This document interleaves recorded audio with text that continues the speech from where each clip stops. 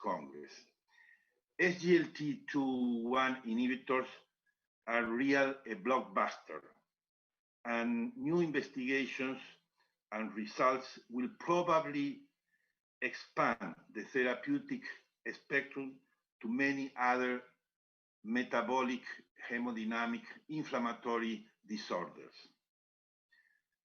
For the lecture in this session, the organizers has invited one of the most important leaders in the cardiovascular field, and in particular in heart failure.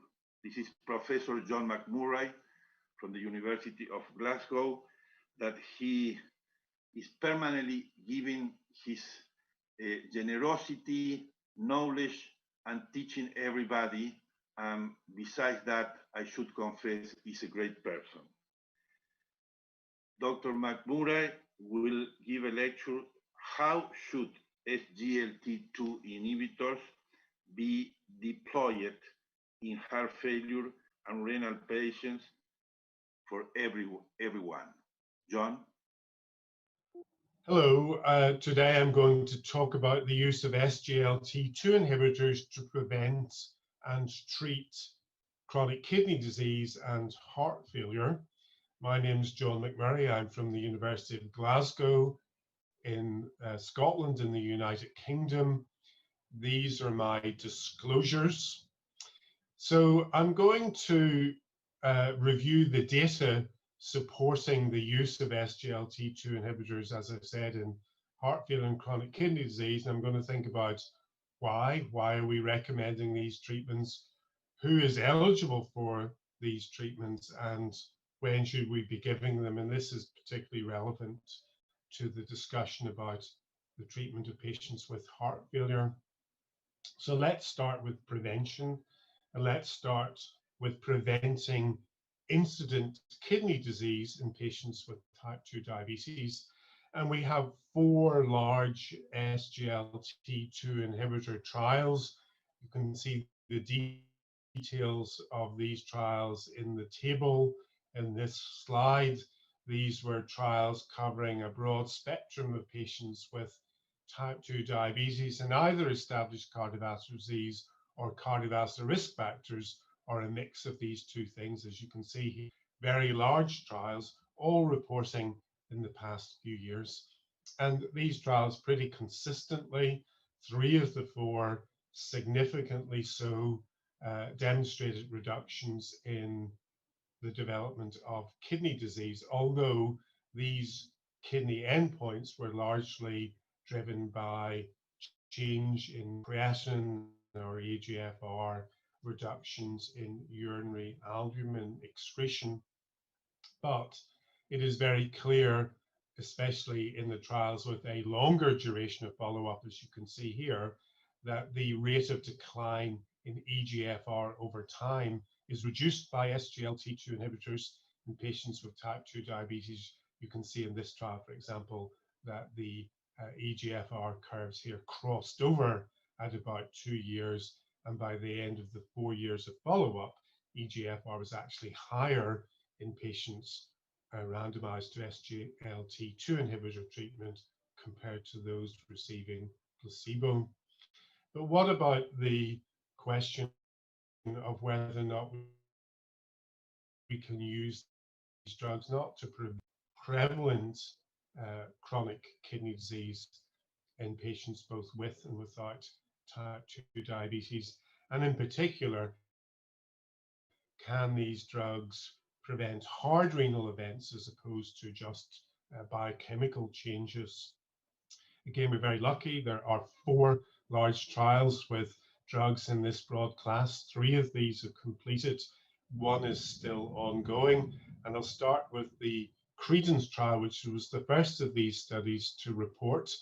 This was a study in patients with type 2 diabetes and chronic kidney disease. You can see here how the patients in Credence compared to those in the earlier trials that I've just mentioned.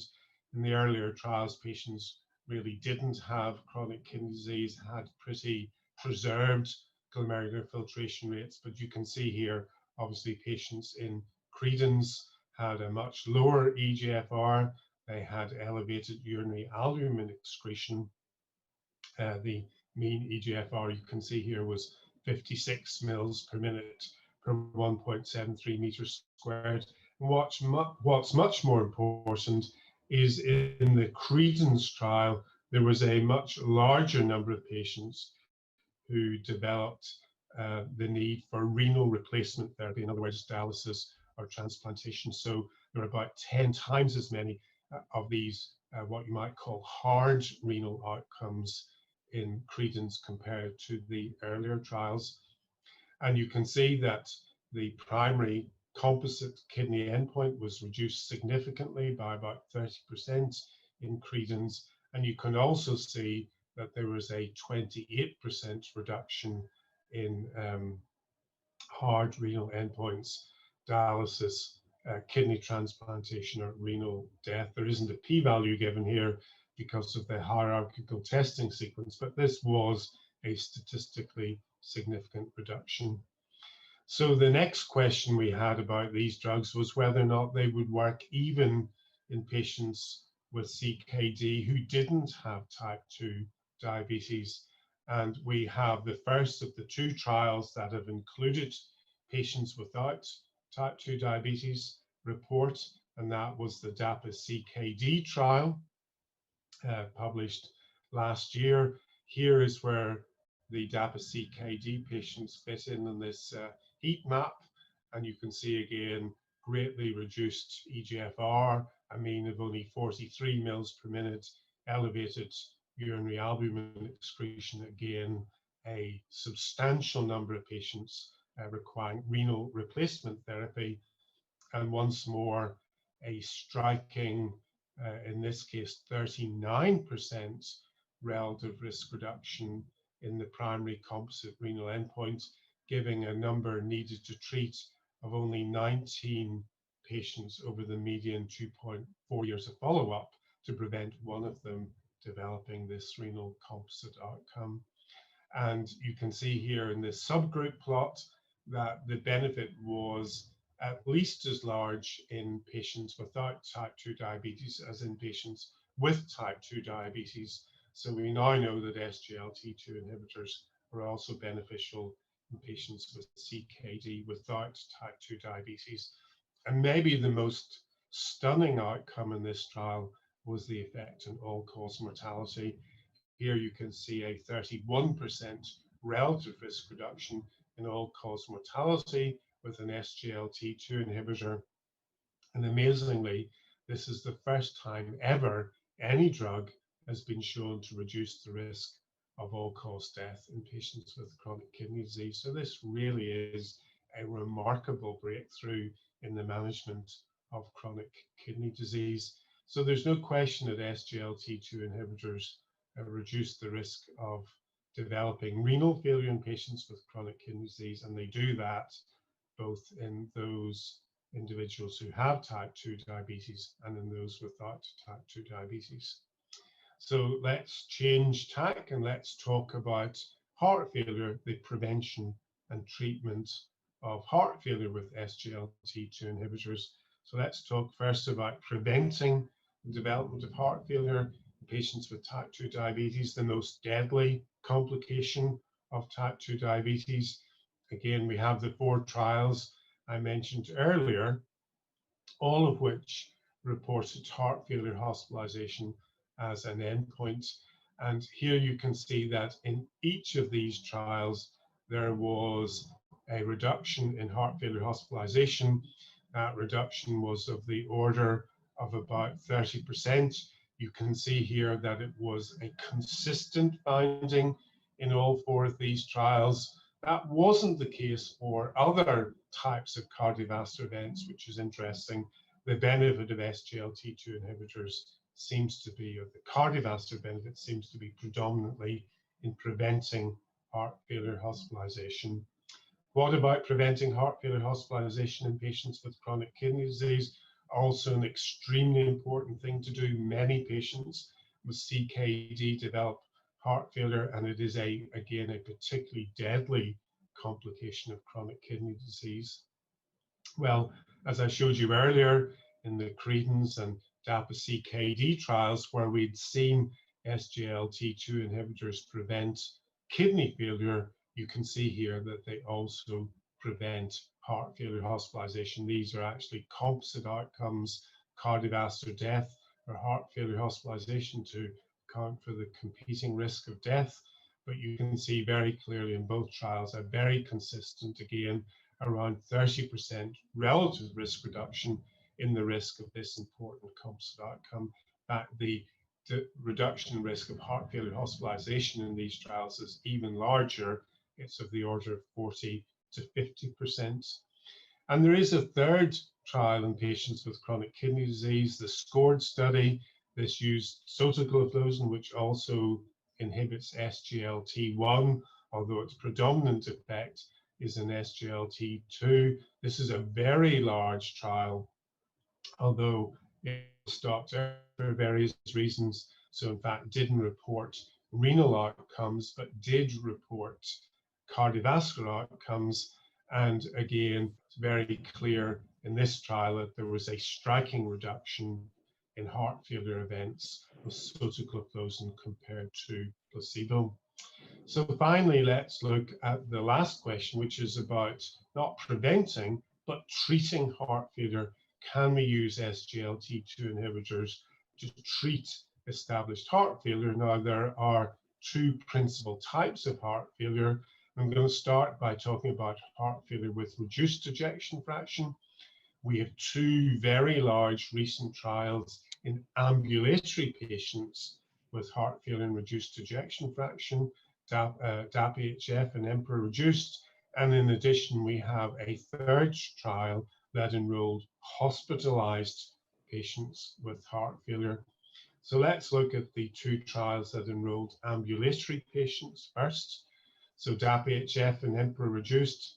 The two important things on this slide are that these were trials of patients with heart failure, not trials of patients with type 2 diabetes. Less than half the patients in these two trials had type 2 diabetes, over half did not.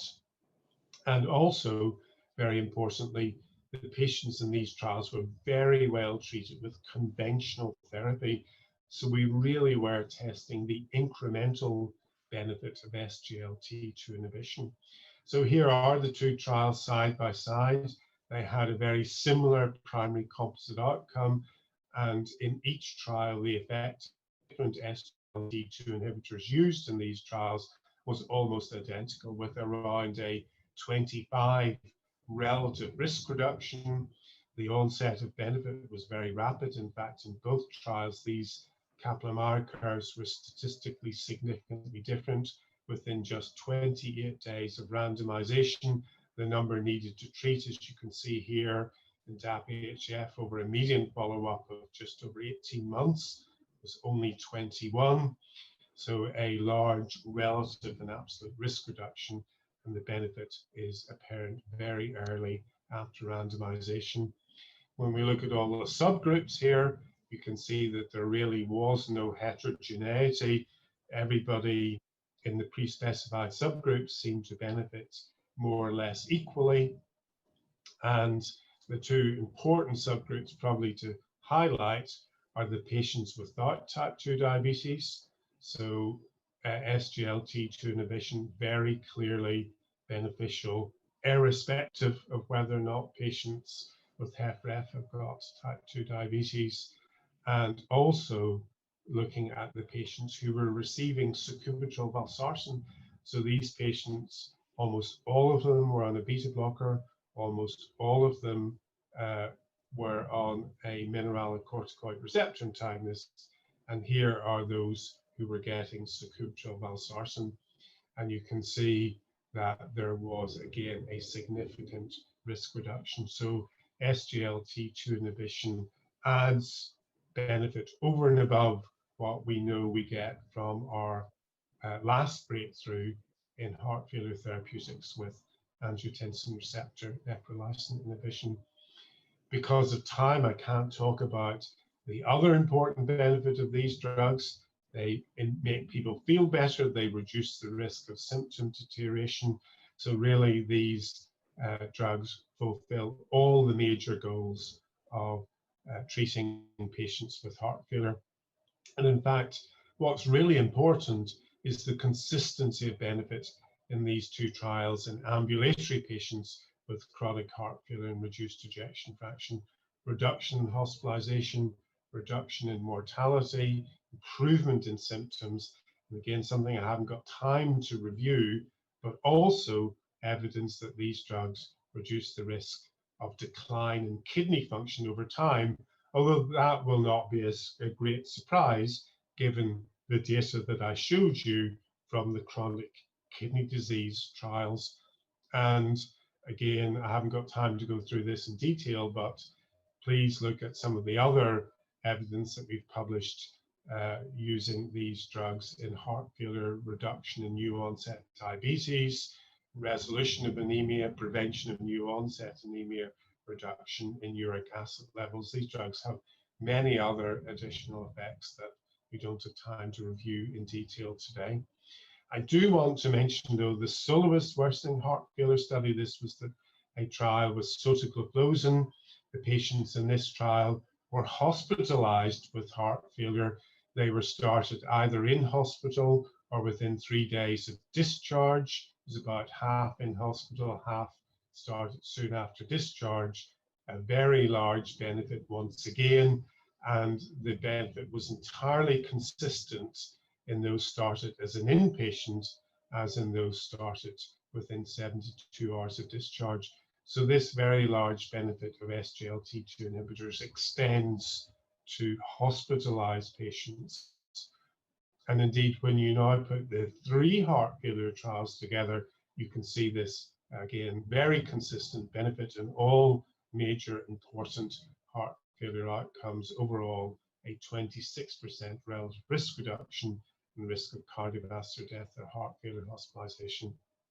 And that's why in the new guidelines that the ESC have produced that were just released about 10 days ago, SGLT2 inhibition now has a class 1 level A recommendation for treatment of heart failure with reduced ejection fraction. That's the strongest, highest level of recommendation a treatment can get. So what about the other side of the coin? I've talked a lot about the benefits. I just want to say something about safety and tolerability. I'm just going to talk about heart failure, but the story is exactly the same in chronic kidney disease. We really did not find any significant imbalance in adverse events between SGLT2 inhibitors and placebo in our trials. In fact, adverse events overall were relatively uncommon. Treatment discontinuation because of adverse events was also uncommon. 2 that maybe deserve a particular comment. Everybody talks about genital mycotic skin infections, fungal infections, which of course are the most common problem. It's genital skin infections. It's not genital urinary. There is no excessive urinary tract infections. And the genital skin infections are actually uncommonly a major problem. Here you can see that of the 2,000, almost 400 patients in DAPIHF who got an SGLT2 inhibitor, only 7 of those patients had to stop treatment because of a genital fungal infection. The other adverse effect worthy of special mention is ketoacidosis. This clearly is a potentially much more serious adverse event, but it is very uncommon. And as you can see here, the frequency is really very low. In fact, there have been no cases of ketoacidosis in non-diabetic patients. So the few cases that have occurred have always been in patients with type 2 diabetes. And again, to give you a perspective, the incidence of ketoacidosis in the trials is actually somewhat less than the incidence of angioedema with an ACE inhibitor or with sacubitril valsartan. So it is important, but it's rare. Now, to finish with the breaking news is, of course, about the other major heart failure phenotype, heart failure with preserved ejection fraction. We have 2 dedicated, very large HFpEF trials, and the first of these to report will be the Emperor Preserved trial. Emperor Preserved will present at the ESC Congress in a few weeks' time. There's been a press release in the past few days, and you can see here that this trial is positive. In other words, it has met its primary endpoint. So we're really looking forward to seeing the results of this trial, the first ever trial in HFpEF, where the treatment has reduced the risk of cardiovascular death or heart failure hospitalization. We don't know any more than that at the moment. So these are the questions, and one question that has ignited a lot of discussion recently is the issue of timing, how we should use SGLT2 inhibitors in heart failure. Should we follow the traditional algorithm, which means that a patient might have to wait 6 months before they started an SGLT2 inhibitor? And I think the thinking definitely has changed. We believe it's much more important that we start all of the key drugs that keep patients with heart failure alive. In other words, an RNA, a beta blocker, an MRA, and an SGLT2 inhibitor. These should all be started as quickly as possible. It's much more important to get them all on board than it is to up-titrate the individual drugs. So start as many as possible, as quickly as possible. Up-titration can come later. Time is important. These drugs all work quickly. And just to say something about how many patients are potentially eligible, well, really, it's most patients. Certainly with heart failure, I think the same is true for chronic kidney disease. There are very few exceptions. The main one is patients with type 1 diabetes, patients with a history of ketoacidosis. There are a couple of cautions. People with a very low eGFR, that's probably really below 20 rather than 30. Patients with recurrent fungal infections. Patients on insulin, you have to be wary because these are the patients more likely to develop ketoacidosis. But these are cautions, not contraindications. So the title of this session was, shall we now add SGLT2 inhibitors to the drinking water? And as you can see here, really now it's remarkable how many patient groups have an indication for these drugs. So it is getting a bit like the story with statins. So summary, take-home messages, SGLT2 inhibitors are now no longer just drugs to treat type 2 diabetes. We've repurposed these to treat heart failure and to treat chronic kidney disease. These drugs both prevent the development of CKD and the development of heart failure, but they are also useful treatments for patients with heart failure and chronic kidney disease, patients with those problems with and without type 2 diabetes. And we've recently heard that these drugs may even be beneficial in patients with heart failure and preserved ejection fraction. So that's my final slide. It's really to challenge you to think about how we're going to do this, because these drugs are going to become, in fact, they are arguably already the new standard of care for patients with heart failure and chronic kidney disease. Very few patients are ineligible. The challenge for us is how do we implement this new life-saving therapy that is potentially beneficial for so many patients. With that, I'd like to thank you very much. Thank you, Professor McMurray, and for the excellent presentation that you have done for us. And also want to thank Prof. Felipe Martinez for the opening. We would like to go quickly through the disclosure. The content of this webinar is copyrighted by ISCP and should not be distributed without prior permission of ISCP. The views and opinions expressed in the webinars are those of the faculty members and do not necessarily represent those of the ISCP. The session will be live streamed via several platforms, and the European Board of Accreditation of Cardiology also grants CME points. You will receive your certificate of attendance. However, you do need to complete a survey that will be sent via email after this. If you do have questions, please continue to flood them in the live Q&A. And if we are unable to take your question due to the time constraint, please kindly email your questions to the email provided at the bottom, and we will reply to you as soon as we can. We will now go back to the panel discussion, and in the panel, we have both Prof. Felipe Martinez as well as Prof. John McMurray. So perhaps, Prof. Felipe, if you would like to start the session going. Yes, I will repeat a couple of questions I am reading from the audience in my chat. John, in your experience, using SGLT2 inhibitors in non-diabetic patients, did you see any severe hypoglycemia?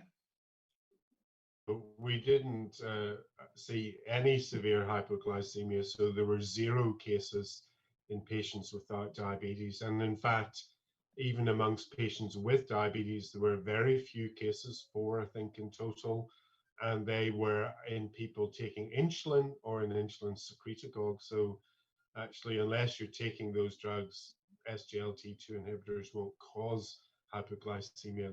They might facilitate hypoglycemia in people taking insulin or insulin secretagogues, but not directly cause it.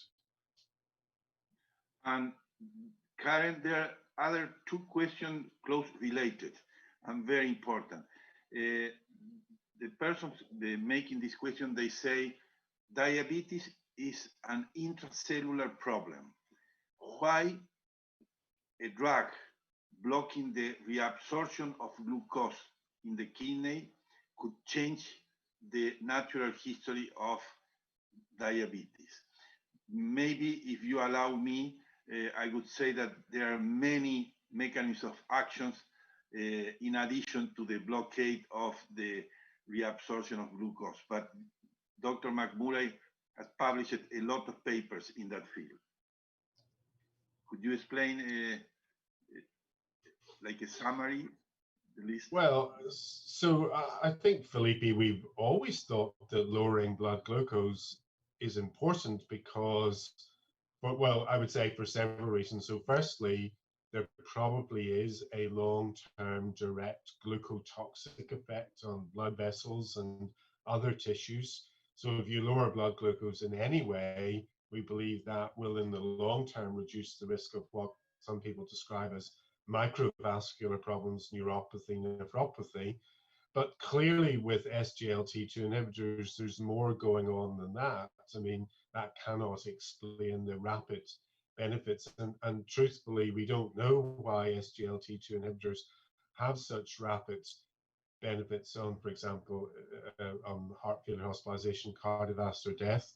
Their direct kidney benefits may be due to enhanced glomerular tubular feedback.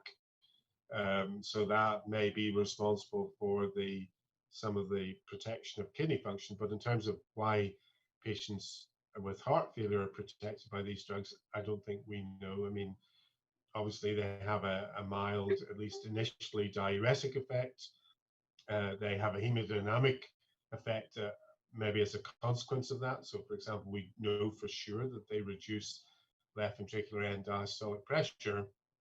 And then there are other explanations I don't think we've got very good proof for example, enhancement of myocardial metabolism, improvement in cardiac energetics, you know, that story, reduction in sympathetic nervous system activity, anti-inflammatory effects. These are all, I think, nice hypotheses with some experimental animal support, but I don't think much human data.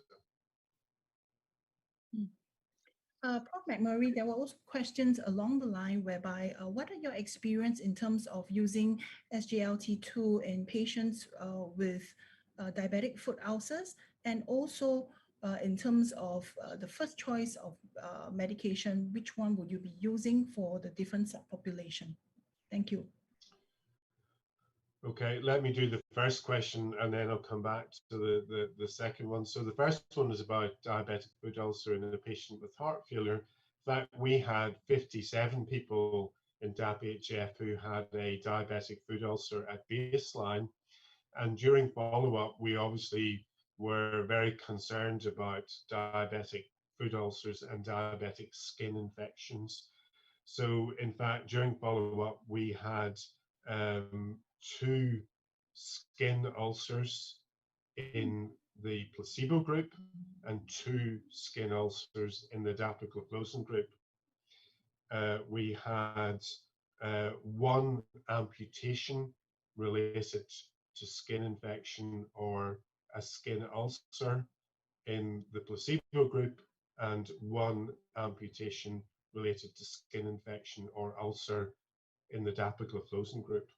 So clearly we didn't see any excess of those events, and nor is there any particular reason to think that there would be. I mean, if we're lowering blood glucose, improving oxygen delivery as a result of the increase in hematocrit and hemoglobin, why would an SGLT2 inhibitor increase the risk of skin ulceration? So at least in our trial, I've given you the exact numbers of the events. They were very tiny and they were completely balanced between the 2 treatment groups. I wasn't sure, Karen, what the second question was. Could you say that again? Because I didn't quite understand what it was about. Right. The second question is more about what would your first choice of SGLT2 inhibitor be for the different type of patients? Do you have any recommendations? So are you asking me, would I choose between canagliflozin, dapagliflozin, or empagliflozin? Is that the question, or is it something else? Sorry. Maybe I'll Apologies. just read the question. Which SGLT2 inhibitor would you use as first choice for all patients and in subpopulation? Okay, I think I understand that. Well, I would use one of the evidence-based SGLT2 inhibitors, and I think there are probably 4 of those. So there's canagliflozin, dapagliflozin, empagliflozin, and ertugliflozin. I think some people would question the ertugliflozin efficacy data, although I think that's probably just bad luck in the Vertus CV trial. I suppose some people have been concerned about the signal for risk of increased amputation with canagliflozin, but that's not really been seen with the other SGLT2 inhibitors. So again, I think it was probably just bad luck, but I suppose most people around the world are using either dapagliflozin or empagliflozin. There's strong data both in terms of efficacy and safety, and I think that's probably my simple answer to that question. But I'd be interested to know what Felipe thinks about that. I completely agree, but maybe the question has another part. They were asking in special populations. I can imagine severe heart failure with diabetes and another comorbidity. What kind of SGLT2 inhibitor you will use? I think that was the question, Karen. Because not only okay, so I suppose, Felipe, that depends on where you live and what's been approved in your country. I mean, so dapagliflozin and canagliflozin have got approval for treatment of chronic kidney disease, but I don't think empagliflozin has in most countries. In many countries, it's only dapagliflozin that is approved for treatment of heart failure, although that approval will soon be, I think, made for empagliflozin in most countries. Canagliflozin is approved in chronic kidney disease, but not in heart failure. So if you're, I think, rigorously adhering to the approvals in your own country, then there will be different indications for different members of this class. Yes. Completely agree. The other thoughts about implementing this medication as well is that like what you have just mentioned, it also depends on what the country is advocating. But what are the other considerations that you would ask us to think about if we were to roll this out? So I think the main thing is obviously informing patients about the relevant adverse effects. I think those are, one, genital skin infections, which are the most common adverse effect, but minor. And I think you have to warn people about those, particularly men. And then the second adverse effect, of course, that's relevant but is rare but important, and that's, of course, ketoacidosis. So you have to warn patients about that. We've never seen a case of ketoacidosis in patients without diabetes, but in patients with diabetes, you do have to warn them. So if they, and especially, I should say, if they're on insulin or an insulin secretagogue, so if they get sick, if they can't eat, can't drink, they've got vomiting, diarrhea, if they have to go into hospital for a procedure or a surgical intervention that requires fasting or reduction in the dose of insulin, if they're taking it, then they must know that they have to stop their SGLT2 inhibitor temporarily in that sort of situation. So that's one, informing the patient. Second is how do you monitor patients?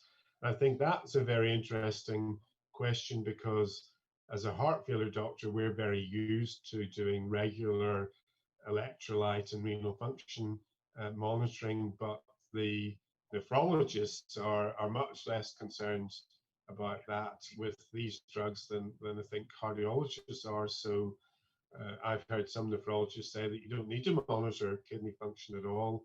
Personally, I do that, but I think you've got to understand the effect of these drugs, particularly on kidney function. So you will see a very small decline in some patients in eGFR initially, but please remember that that substantially reverses after a few weeks of treatment. So don't lose your nerve just because somebody's GFR drops maybe 3 or 4 mils per minute. Keep your nerve, repeat the measurement in a few weeks' time, and in many of those people, you'll actually find that the reduction is less than it was if you measure it early after the introduction of these drugs. Probably there is an immediate decline at about 2 weeks, and that has, in many patients, reversed by maybe half within 6 or 8 weeks of treatment. So understand what to expect. There's no concern about potassium. There's no concern about blood pressure. There was a lot of concern about volume depletion, particularly in people on other types of diuretic. At least in our part of the world, that hasn't been an issue, but I realize in other parts of the world with a different climate, where there's more insensible fluid loss, then that might be important. So again, think about that. If you think your patient is relatively dry, you may want to either think about reducing the dose of diuretic before you start treatment, or you may want at least to review your patient fairly soon after starting treatment to reassess their fluid volume status. I think those are probably the main things. Thank you very much, Prof. McMurray and Prof. Felipe. We apologize that we do have to move on to the next session, and we thank you again for this informative session. Thank you very much, and have a good evening and a good morning.